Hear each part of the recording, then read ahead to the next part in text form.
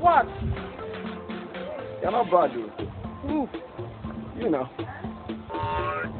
You're not good, sir. I am not. Come. Me, I am not. You are not good, sir. Come. Oh boy. Come. You are not good, sir.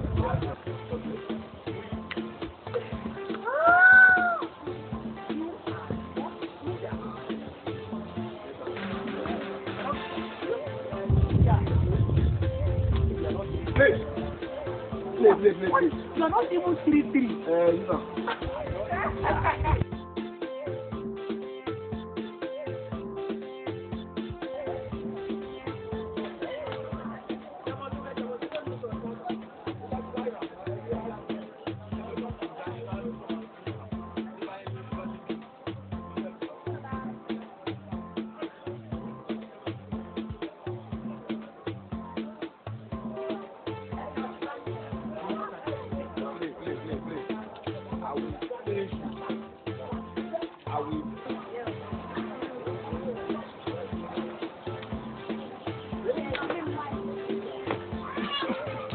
Good afternoon.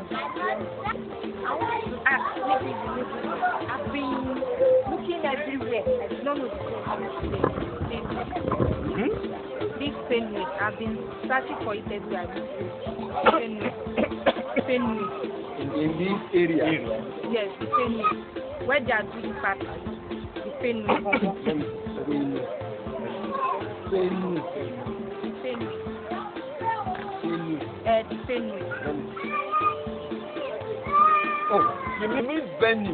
No, V-E-N-U-E, Fenway. Benny. Fenway. V-E-N-U-E, Fenway. Benny.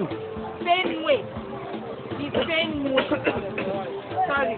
Oh, thank you. The Fenway. That's why we sit down. It's okay. Fenway. The Fenway. I mean, you don't know the place. Give me my.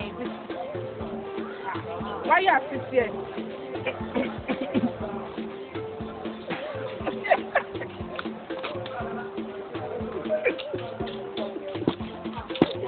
Now I understand. You are not Buddha. And she is going to Fenway.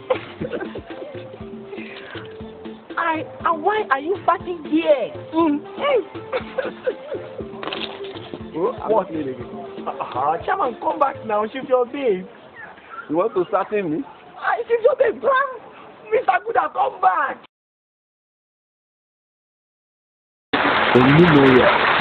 Olumo Rocks.